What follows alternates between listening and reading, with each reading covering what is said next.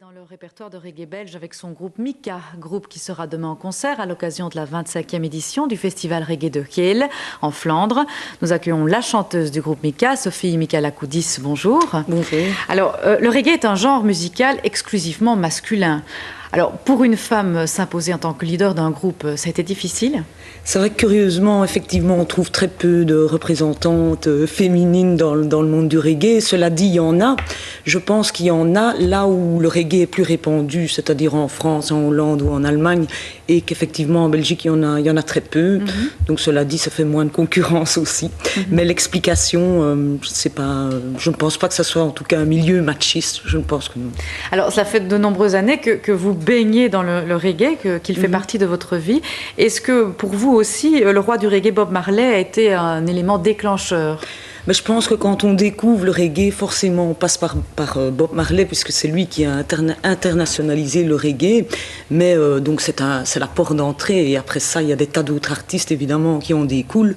Pour ma part, Bob Marley je l'ai découvert à l'adolescence, mais c'est vraiment des groupes comme Black Uhuru qui m'ont beaucoup plus inspiré et impressionné, je dirais. C'est une histoire de famille pour vous, le reggae aussi ? Mais c'est vrai que ça l'est, oui ça l'est, puisque bon il y a eu mes sœurs au départ, ma sœur aînée qui était très influencée aussi par le reggae, et en fait qui ont également participé à ma formation. Et actuellement je travaille avec mon mari qui est compositeur et arrangeur, bassiste dans le groupe, donc c'est bien comme ça, c'est l'unité.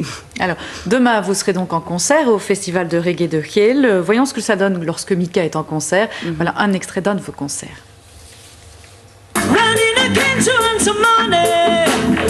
To live a comfortable life.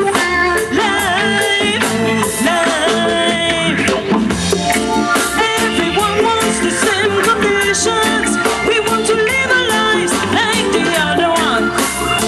Everyone is waiting, hoping, longing, waiting for a change. We're waiting for the same thing. We're waiting.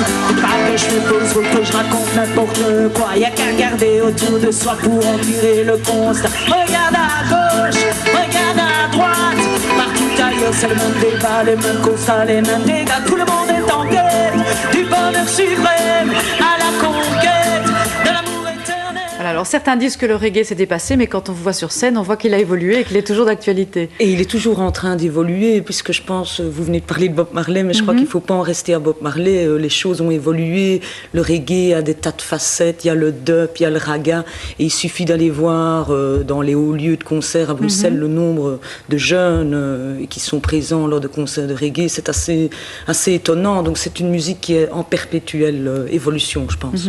Alors, avec votre groupe Mika, vous avez sorti plusieurs albums. Le dernier, Only for Music, propose un voyage musical haut en couleur, un reggae spécialement jamaïcain, si on peut dire. C'est-à-dire qu'ici, il y a eu j'ai eu la chance d'avoir la collaboration avec le groupe légendaire Steel Pulse, donc qui ont produit un titre, et d'autres collaborations Dub Creator, donc là c'est plus du dub. Et je pense que dans ce CD, on retrouve un peu justement toutes les facettes du reggae. Ce sont aussi des textes engagés. Le reggae a-t-il toujours été synonyme de revendication ? Tout à fait, contrairement aux stéréotypes cocotiers, c'est pas du tout ça le reggae. Il y a un contenu social, il y a des revendications, des rébellions.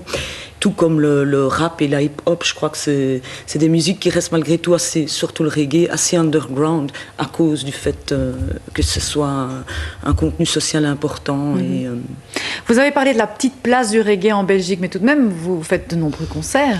Oui, mais justement, là c'est mon 4e album, donc ça veut dire que ça fonctionne quand même si nous ne sommes pas repris par une grosse major, on fonctionne en label indépendant, mais effectivement il y a du mouvement, il y a des choses qui se passent, et il suffit de regarder un peu autour de soi. Comme je disais tout à l'heure dans les festivals, il y a toujours de la place pour du reggae en tout cas. Et bien voilà, merci beaucoup d'être venu dans ce journal. Et puis je rappelle que vous êtes en concert demain au festival de reggae à Kiel.